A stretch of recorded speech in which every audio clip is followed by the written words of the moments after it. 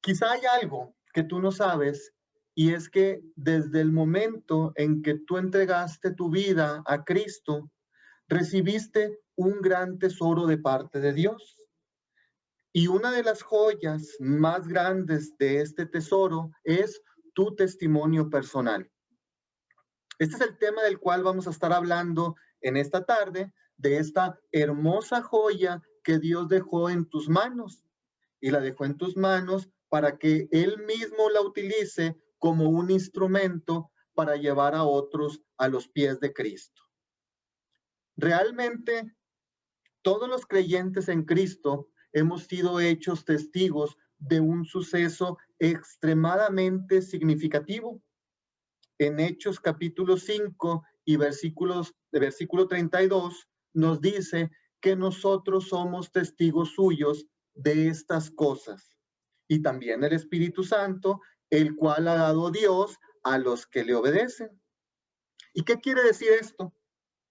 Que el ser testigo o el dar testimonio no es algo que nosotros hagamos por nosotros mismos, sino que esta acción de testificar es realizada por el Espíritu Santo en trabajo conjunto con nosotros. Por lo tanto, no debiéramos estar temerosos al dar este testimonio. Al contrario, debemos darlo valerosamente, mayormente sabiendo que Dios está de nuestro lado y también confiando en lo que dice segunda de Timoteo 1:7.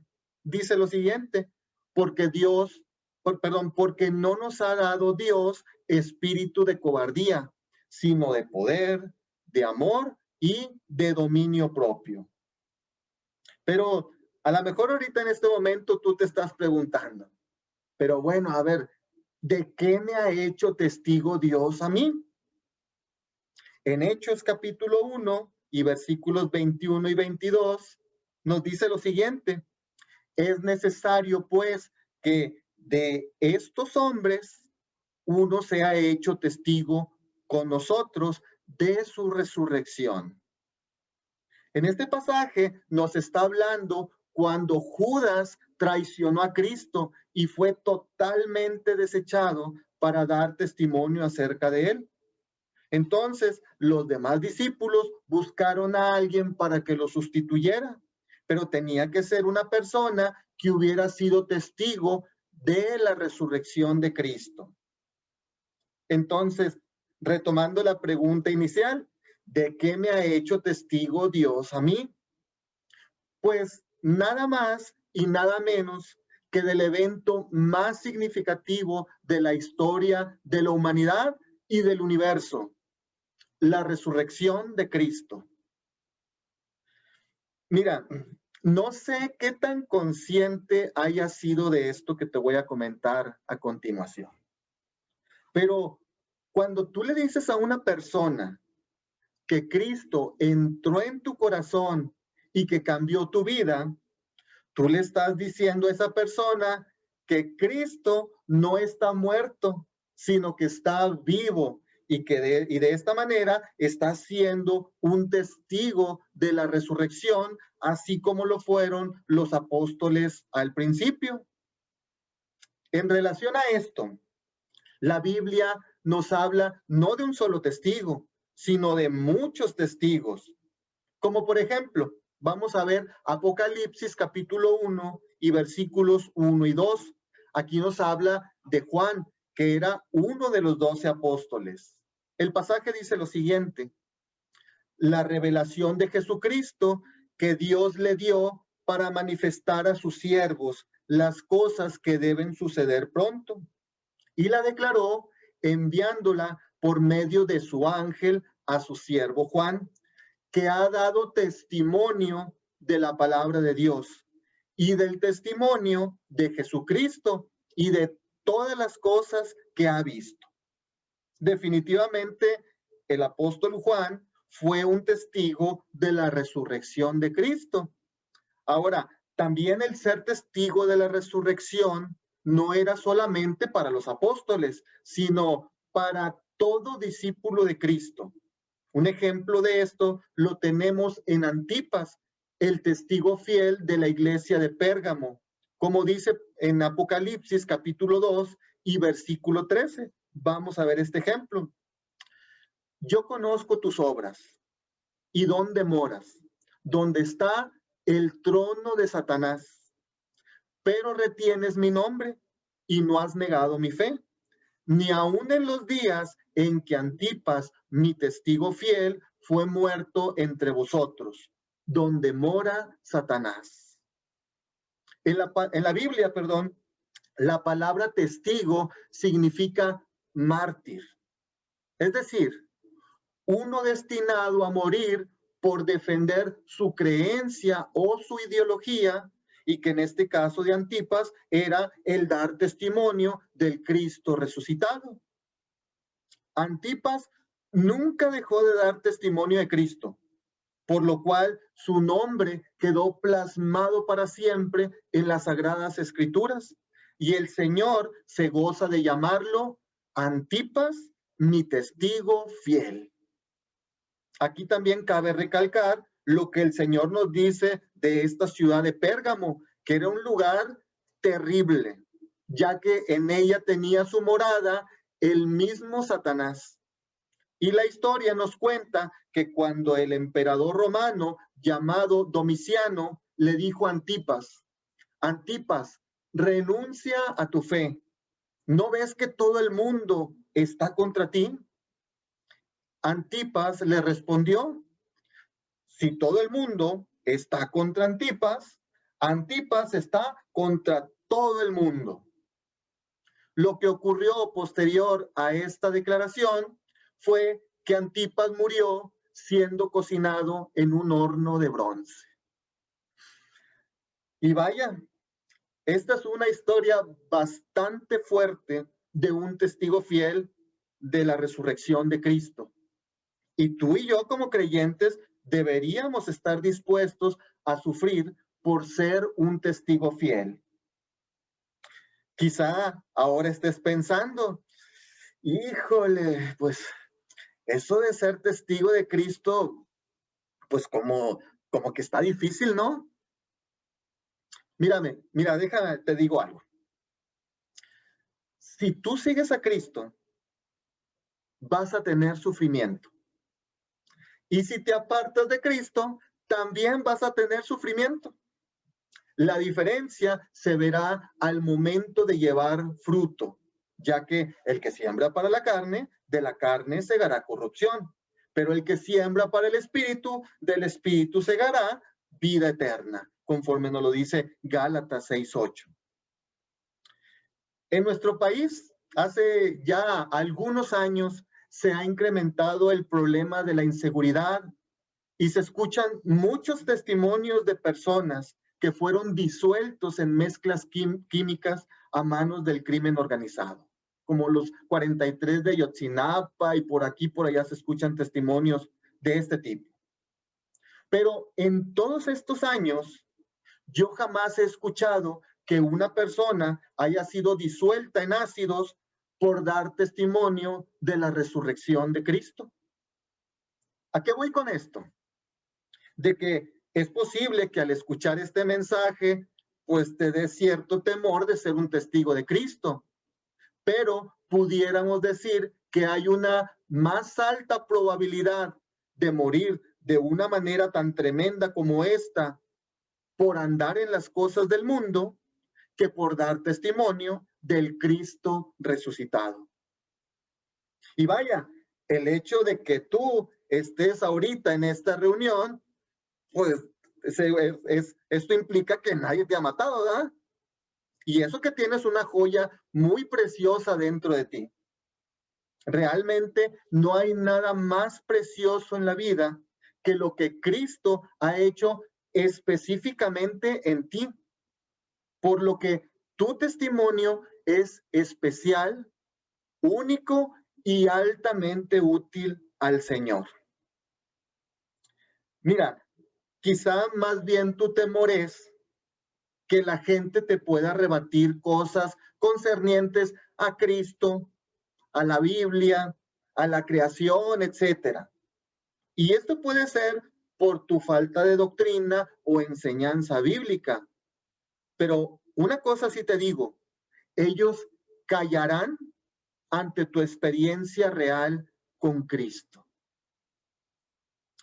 ¿Te has preguntado alguna vez qué significa testificar? Es dar un tratado teológico de todas las enseñanzas bíblicas.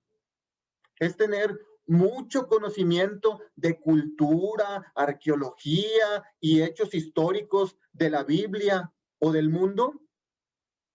No, testificar significa decir, quiero hablarte de lo que Cristo ha hecho en mí, en tu persona. El testificar o dar testimonio consiste en todas aquellas conquistas que Cristo ha hecho en tu vida. Por ejemplo, algunos cambios reales en tus acciones, en tus sentimientos, en tu manera de pensar, etcétera. Entonces, de una manera simple y sencilla, eso es testificar. Ahora, también debes ser consciente que tú como cristiano tienes 3 enemigos que están muy dispuestos a robar tu testimonio e intentar hacer trizas todo lo que Cristo ha hecho en ti. ¿Y quiénes son estos 3 enemigos? Bueno, uno es el mundo, el otro es Satanás y el tercero es tu antigua naturaleza, el hombre que vive debajo de tu propio sombrero. Pero, a ver, vamos a hacer un corte hasta aquí. Hasta este momento ya sabes lo que es testificar. Y también ya sabes que tienes algunos enemigos que quieren impedirlo. Por lo cual, pues tú debieras ser muy cuidadoso de no permitir que nada ni que nadie robe tu testimonio de Cristo, ya que te estarán robando, como ya lo mencionamos, una joya muy preciosa y de una riqueza inigualable. Quizá me dirás en este momento, ok, Ricardo, a ver, yo ya sé que al recibir a Cristo soy hecho un testigo de su resurrección y que tampoco tengo que ser un sabio para hablar de una manera simple lo que Cristo ha hecho en mí. Pero a ver, ¿no has considerado si es factible el dar un testimonio poderoso de Cristo en pleno siglo XXI? Es decir, en un mundo tan evolucionado y tan moderno como el nuestro. Y bueno, esta es una muy buena pregunta. Te lo digo sinceramente. Pero para una muy buena pregunta se requiere una muy buena respuesta. Déjame te doy un ejemplo bíblico de un testimonio poderoso de la resurrección de Cristo. Es más, ¿qué digo poderoso? Poderosísimo. Este es el testimonio del apóstol Pablo. El apóstol Pablo desarrolló ese arte de testificar y este era su único objetivo en su vida. Y nuevamente me vas a decir, Ricardo, pero el apóstol Pablo no es de mis tiempos, es de los tuyos a lo mejor, pero no de los míos. Él vivió en el siglo I y ahorita estamos en el siglo XXI. Y es cierto, pero ¿qué te parece si vemos en qué clase de mundo vivía el apóstol Pablo en pleno siglo I, cuando reinaba el poderosísimo sacrosanto imperio romano? Una descripción de este mundo del siglo I la tenemos en la carta del apóstol Pablo a los romanos, capítulo 1 y versículos 29 al 32, la cual nos narra que la condición y la conducta de la gente de ese tiempo era la siguiente.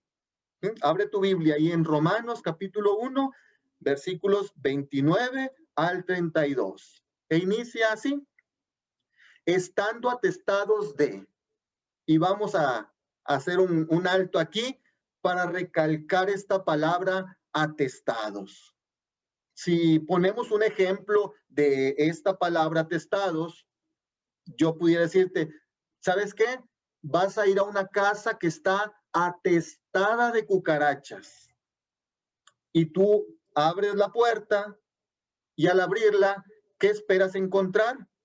¿Una cucaracha? ¿Dos cucarachas? ¿Cinco cucarachas? ¿10 cucarachas? ¿50 cucarachas? No, esperas encontrar cientos o miles de cucarachas. De tal manera que al momento de que tú abres la puerta, lo primero que vas a observar es que se te suben por tu brazo esas cucarachas. Eso es estar atestados. Entonces, regresando a este pasaje de Romanos 1, dice, estando atestados de toda injusticia, desbordaban injusticia. También dice que estando atestados de toda fornicación, de todo tipo de promiscuidad sexual, desbordaban en eso. También dice que estando atestados de toda perversidad, era gente mala sobremanera. Estando atestados también de toda avaricia, todo era dinero, todo se movía en base a negocios, dinero. Y dice que estando atestados también de toda maldad. Y luego prosigue, llenos de, también vamos a poner ahí la palabra llenos, es hasta el tope. Entonces, llenos de envidia, eran bien envidiosos, llenos de homicidios, siempre estaban maquinando y no solamente los maquinaban, los llevaban a la práctica, eran homicidas, llenos de contiendas, era gente peleonera, que, me mandaste un post, yo te lo voy a contestar y mira, ahí te va. Siempre andaban ahí en contiendas. Dice, llenos de engaños, engañaban a otros y ellos también estaban siendo engañados. Y también llenos de malignidades. También nos dice el pasaje, murmuradores. Siempre andaban hablando mal de otras personas, detractores. Cuando no estaban de acuerdo con una idea o pensamiento, hacían una crítica bien ácida, una crítica así dura. De hecho, muchos memes actuales rayan en esa definición de detracción. También dice que eran aborrecedores de Dios, aborrecían totalmente al Señor, eran injuriosos, eran gente ofendedora, ¿sí? En todos los sentidos. Por ejemplo, hay personas que de 10 palabras, 6 son malas palabras y 4 las usan nada más para, pues, conjugar esas palabras, ¿sí? Era gente soberbia. Ellos pensaban que era la mejor generación de toda la humanidad existente, ¿sí? Era gente que obraba con soberbia en ese sacrosanto imperio romano. Era también gente altiva, gente que miraba a las otras personas así, de arriba para abajo. Dice que eran inventores de males, eran mentirosos como ellos mismos, desobedientes a sus padres, eran gente necia, era gente desleal, se ganaban tu confianza y cuando te dabas la vuelta te encajaban una daga en la espalda. De hecho, así murió el emperador Julio César, fue traicionado por algunos de sus más cercanos. Dice, sin afecto natural, no tenían amor por las demás personas que vivían con ellos. Por ejemplo, actualmente hay muchas mujeres que entregan a sus hijos en su propio vientre a la muerte, ¿sí? Eso es sin un afecto natural. Era gente implacable, era gente sin misericordia, quienes habiendo entendido el juicio de Dios, que los que practican tales cosas son dignos de muerte, no solo las hacen, sino que también se complacen con los que las practican. Entonces, habiendo visto toda esta descripción, ahora yo te pregunto, ¿crees que es factible dar un testimonio poderoso de Cristo en esta clase de mundo? Pues sí, sí es posible. El apóstol Pablo nos dice en este mismo contexto de Romanos capítulo 1, en los versículos 14 y 15, dijo lo siguiente: a griegos ya no griegos, a sabios ya no sabios, soy deudor. Realmente el Señor había realizado un cambio muy profundo en el corazón del apóstol Pablo, que se sentía deudor a todos los hombres, a ricos y pobres, a sabios e ignorantes, a fifís y chairos. Y así como él, tú, como un testigo de la resurrección de Cristo, debes considerarte deudor a todos los hombres. Pero para esto necesitas tener amor por Cristo. ¿Sabes tú cuál es la actitud de una esposa enamorada? ¿Cuál es? Bueno, que ella siempre está hablando de su esposo. Pero si tú no amas a Jesús, tú nunca vas a hablar de Cristo. Pero bien, como ya habíamos comentado, y vamos a ver el ejemplo del apóstol Pablo, lo cual encontramos en el libro de los Hechos, donde lo vemos dando su testimonio continuamente. Y de todo esto podemos destacar unos puntos importantes. Por ejemplo, primeramente vemos que después de aproximadamente 20 años de convertido, que eso lo podemos ver en el capítulo número 26 de Hechos, él da el mismo relato que cuando se convirtió en el capítulo número 9 del libro de los Hechos. No los vamos a ver ahorita todos los capítulos, vamos a estar viendo algunos puntos, pero ya tú lo puedes leer ahí. En Hechos 9 fue cuando se convirtió y en Hechos 26 está dando su testimonio después de aproximadamente 20 años. ¿Sí? Ahora, otro punto es que después de esos 20 años, vemos que él se encuentra preso en la ciudad de Cesarea. Y dirás, ¿preso? Pues, ¿cuál fue su delito? En Hechos 25:19 nos dice que tenían contra él ciertas cuestiones acerca de su religión y de un cierto Jesús ya muerto, el que Pablo afirmaba estar vivo. Entonces, ¿por qué estaba preso? Por ser un testigo de la resurrección de Cristo. Otro punto es que él sabía desde el momento de su conversión que Dios lo había escogido para dar testimonio, conforme a lo revelado a Ananías, otro siervo de Dios, en Hechos 9:15. El Señor le dijo a Ananías respecto a Pablo: ve, porque instrumento escogido me es este para llevar mi nombre en presencia de los gentiles, de reyes y de los hijos de Israel. En términos generales, de todo el mundo. Y claro, ciertamente esto Pablo lo sabía. Entonces, por eso lo vemos que al dar su testimonio en Hechos 26, versículos 1 y 2, declara lo siguiente. Él dice: me tengo por dichoso, oh rey Agripa. Esta expresión, me tengo por dichoso, aquí Pablo no está defendiéndose de las acusaciones que le están haciendo. ¿Por qué? Pues porque él no era un criminal. Para él, el dar su testimonio le causaba un gozo tremendo, independientemente de las circunstancias, ya que, como lo hemos dicho anteriormente, para él era lo más importante de su vida. También aquí, cuando da este testimonio en el capítulo 26 del libro de los Hechos, lo vemos que no dio un tratado de teología ante los reyes, en este caso ante Agripa, sino que él usó su testimonio personal.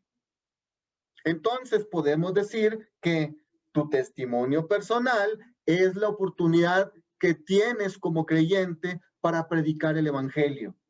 Es decir, al Cristo crucificado, al Cristo sepultado y al Cristo resucitado. Por lo que debes estar siempre listo para compartirlo, tal como dice en Primera de Pedro, capítulo 3 y versículo 15. Dice lo siguiente: sino santificad a Dios el Señor en vuestros corazones y estad siempre preparados para presentar defensa con mansedumbre y reverencia ante todo el que os demande razón de la esperanza que hay en vosotros. Pero quizá tú te has dado cuenta que tu condición como cristiano deja mucho que desear. Aún de que tienes algunos o muchos años como cristiano y piensas o ves que esto, que no tienes un testimonio que dar realmente. Y es factible que así sea. En este sentido, pues hay que ser muy realistas. Pero si esta es tu condición, debes saber y entender que hay diversas causas por las que los cristianos pierden su testimonio. Y esto para poder ayudar a solucionarlas, ¿sí? Vamos a ver en este momento 4 causas por las cuales los cristianos pierden su testimonio. La primera causa es por no tener amor por Cristo. Apocalipsis 2:4 dice: has dejado tu primer amor. Y al perder tu amor por Cristo, ya no hablas de Él. Entonces, ¿qué debes hacer? Bueno, analiza cómo está tu relación con Cristo y reconcíliate con Él. Él dice que si confesamos nuestros pecados, Él es fiel y justo para perdonar nuestros pecados y limpiarnos de toda maldad. Otra causa por las que los cristianos pierden su testimonio es por no cuidar lo que Cristo ya ha hecho en ti. Esto es, al permitirte nuevamente hacer, sentir o pensar cosas que Cristo ya había quitado, aunque sea en una menor intensidad. En Romanos capítulo 6 y versículo 12 dice: no reine pues el pecado en vuestro cuerpo mortal. Esto es, no permitas que el pecado tome su cetro y se siente así de una manera cómoda y orgullosa en el trono de tu corazón. El trono de tu corazón le pertenece a Cristo. También puedes perder el brillo de tu testimonio por no pulirlo. Recuerda que es una joya de gran valor y necesitas limpiarla, pulirla para que luzca bien.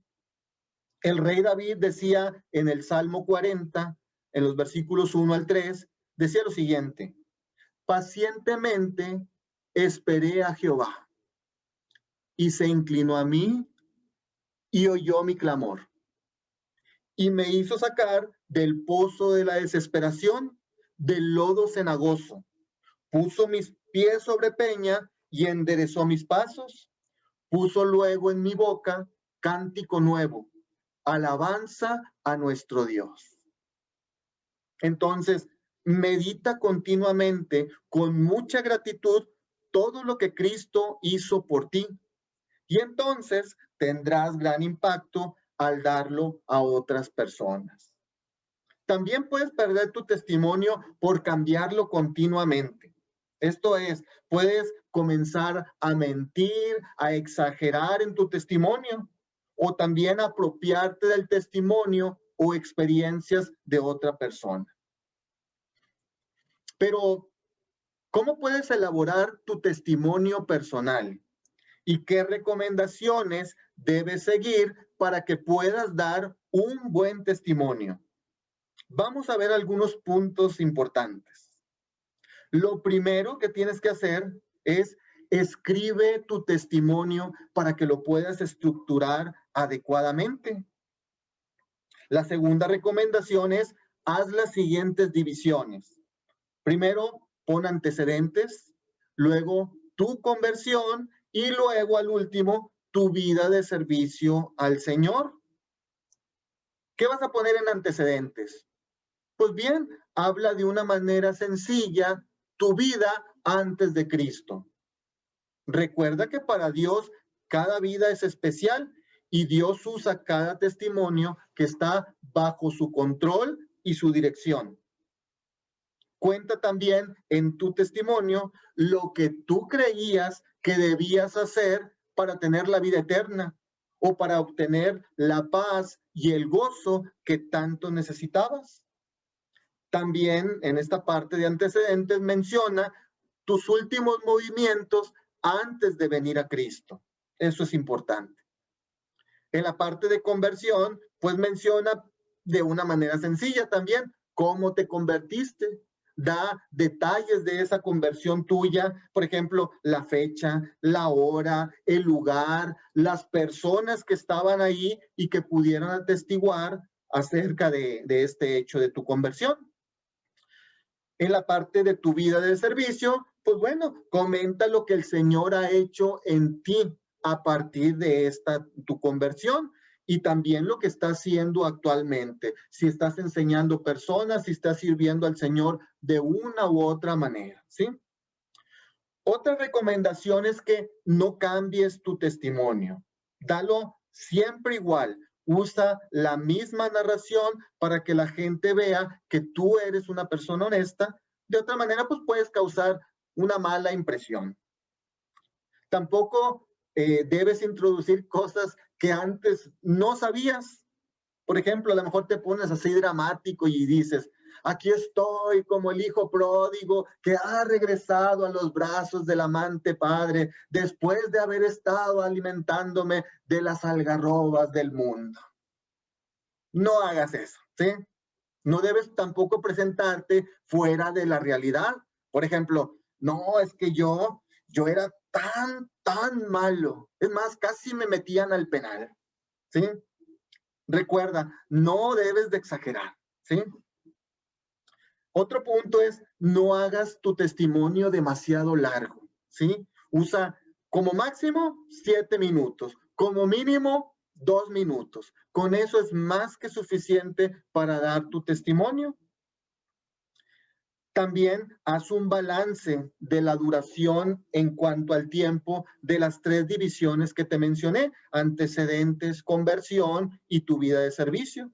Por ejemplo, si vas a emplear 7 minutos para tu testimonio, tú puedes pues tomar 2 minutos para antecedentes, 2 minutos para tu conversión, hablar de tu conversión y 3 minutos para hablar de tu vida de servicio. Eso pues tú ya lo administras como tú quieres, pero trata de mantener ese balance, ¿sí? Otra recomendación es medítalo continuamente. ¿Para qué? Para que siempre lo tengas fresco en tu mente y lo puedas dar inmediatamente en cualquier lugar, ¿sí? Ahora, el siguiente punto es ese. Aprovecha cualquier oportunidad que tengas para compartirlo, ya sea ante una o más personas. Y la última recomendación es, así como el apóstol Pablo después de 20 años, aquí es úsalo toda tu vida. Recuerda que tu testimonio es una joya muy valiosa para Dios. Entonces, hasta este momento, ya sabes que eres un testigo de la resurrección de Cristo, que también es factible dar en este tiempo un testimonio poderoso de parte de Dios, que tu testimonio debe estar basado solamente en lo que Cristo ha hecho en tu vida. Y también ya cuentas con las recomendaciones adecuadas para formular tu testimonio personal. Entonces, pues lo que sigue es lo siguiente, valga la expresión. Les quiero comentar que esta tarde tenemos un invitado muy especial a esta reunión para dar su testimonio de la resurrección de Cristo. Quisiera que le diéramos el tiempo a el apóstol Pablo. Bienvenido, Pablo. Adelante con tu testimonio. Hola, Ricardo. Gracias a Dios y Salvador Jesucristo y a ustedes por su atención. Mi vida, pues, desde mi juventud, la cual desde el principio pasé en mi nación, en Jerusalén, La conocen todos los judíos. Conforme a la más rigurosa secta de nuestra religión, viví fariseo. Yo ciertamente había creído mi deber hacer muchas cosas en contra del nombre de Jesús de Nazaret. Ocupado en esto, iba yo a Damasco y oí una voz que me hablaba y decía en lengua hebrea: Saulo, Saulo, ¿por qué me persigues? Dura cosa te es dar coces contra el aguijón. Yo entonces dije: ¿quién eres, Señor? Y el Señor dijo: yo soy Jesús, a quien tú persigues. Pero levántate y ponte sobre tus pies, porque para esto he aparecido a ti, para ponerte por ministro y testigo de las cosas que has visto y de aquellas en que me apareceré a ti. Por lo cual, no fui rebelde a la visión celestial, sino que anuncié que se arrepintiesen y se convirtiesen a Dios, haciendo obras dignas de arrepentimiento. Por causa de esto, los judíos, prendiéndome en el templo, intentaron matarme. Amiga, amigo, tú que escuchas esta tarde, ¿crees a lo que dicen las sagradas escrituras? Yo sé que crees. Si el Señor ha persuadido tu corazón a ser cristiano, entrégate a Él y da testimonio de Él. ¿O qué? ¿Se juzga entre vosotros, cosa increíble, que Dios resucite a los muertos? Muchas gracias por su atención. Pues excelente, muchas gracias al Señor y al apóstol Pablo por su hermoso testimonio. A ver, un momentito, permítame. Sí, ok. Sí, es que miren, me comenta el apóstol Pablo que si quieren conocer más acerca de lo que Dios ha hecho en su vida, él escribió 14 libros y que los pueden encontrar en Amazon o en alguna otra tienda online, ya sea en su versión en papel o electrónica, ¿eh? Si les interesa más, lo pueden conseguir con toda facilidad. Bien, ya para concluir, en 2 Corintios capítulo 3 y versículos 2 y 3, el Señor nos dice lo siguiente, que nuestras cartas sois vosotros, escritas en nuestros corazones, conocidas y leídas por todos los hombres, siendo manifiesto que sois carta de Cristo, expedida por nosotros, escrita no con tinta, sino con el Espíritu del Dios vivo, no en tablas de piedra, sino en tablas de carne del corazón. Esto es, que en cada creyente, Cristo ha escrito una carta que va dirigida hacia toda la humanidad. Y dicha carta no está escrita en tablas de piedra, en hojas de papel o en medios electrónicos, sino que tú que eres un creyente en Cristo, Jesús la escribió en este tiempo en tu propio corazón. Por lo tanto, esta carta no está dirigida para nuestros antepasados, sino que debe ser conocida y leída por todos los hombres en este tiempo. Ya vimos que el apóstol Pablo no dejaba pasar la oportunidad para compartir su testimonio personal, y en su testimonio que nos acaba de compartir ahorita, nos dijo, por lo cual no fui rebelde a la visión celestial.